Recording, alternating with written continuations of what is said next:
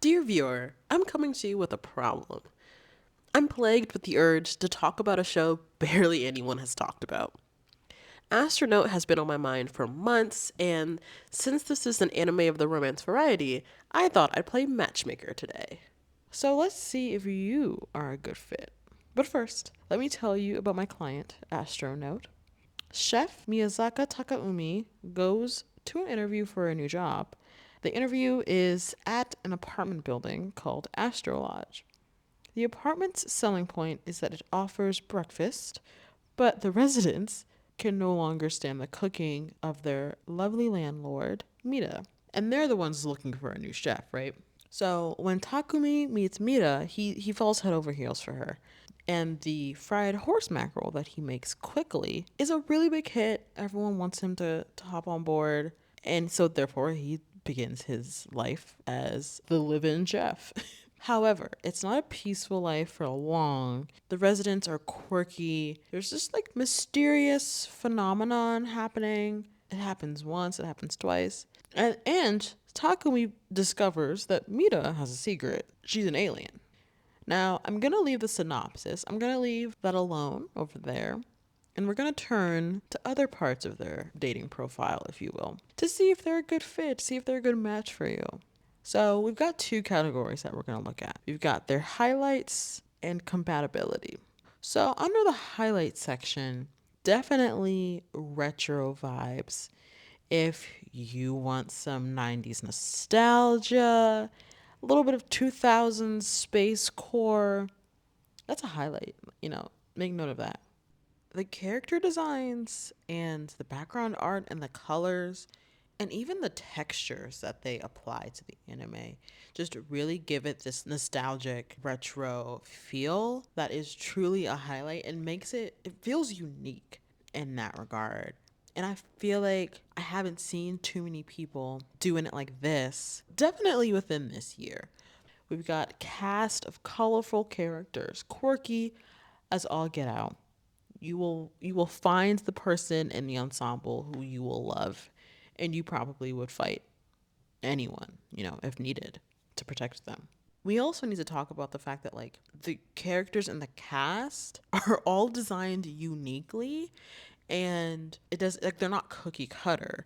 Maybe you have some tropes, perhaps, but like it's really fun to see like the 2 foot tall old man next to this like angry idol next to a bum who always wears a suit, and then his child who's like really smart, and then like maybe some other like characters floating in the background, right? And they all each have their own unique personality, design. I just think it's really refreshing to have such a unique and fun group of people living, in the forced proximity thing, but like definitely is a highlight that you should note when deciding if you want to move forward.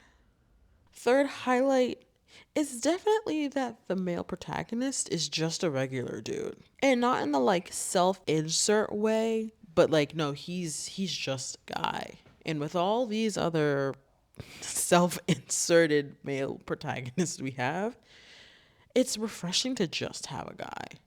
And there are bonus points under this highlight because he's a chef. Who doesn't love a man that can cook? And also double bonus points because we love to see a man simp after a woman. Like we love to see a guy who knows what he wants and he loves her. Our fourth highlight, the female protagonist is an alien. Does she look like an alien? No. Which some could say that deducts points. But I don't know, a non-Earth person? That's a highlight. That might scratch an itch for you. The main selling point of Mita being an alien, like that's the main selling point. But you also have to think about like it's adorable and funny because she's not from Earth. She don't know what Wi-Fi is. Okay, like that's funny. But she's also just very sweet, and she's very much doing her best with what she's got. This is a family obligation. This is a work trip. We get it. We've all been there, and so it's just nice having a relatable protagonist who's also not relatable, because I have a smartphone. I know how to do these things, but you don't. And then the last highlight is there's a talking dog. What's more to say? But also, you're a grown man. If you're looking for the dog from Spy Family to speak, adjust your expectations accordingly. Because when I say this dog talks, this dog talks. He's not Scooby Doo. He's a grown person. He's not like a grown person in a dog's body. He too is an alien. So where he comes from, he's normal. But nonetheless, it's a talking poodle. So let's move over to the compatibility section of the profile. This is all about if the two of you are really going to work well together for like the next 12 episodes. If you need something lighthearted to watch with a little stress, then this is the show for you. And connected to that, if you want to laugh, this is the show for you. There are wacky antics. There's gag humor. There's really good writing. So I think like this will be, if you don't want to laugh, then don't watch this. I wouldn't say it's the kind of like, oh, this is trash, so it's going to be funny and it's going to be good. If you like a little bit of mystery, this is for you. Now, if you like a lot of mystery, then this is not for you. I'm talking about like a sprinkle of mystery dusted on top. Either way, I'm just here to deliver some facts. I'm not here to be biased or dissuade you. So, if you would like to get to know Astro Note better, then swipe right. Take them for a spin. Open up that laptop.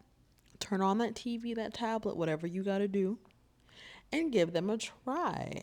And if you liked it, let me know, because I feel like nobody really has seen this show, so I would love to know if you enjoyed it, or if you were like, yeah, this relationship did not work out. All right, bye.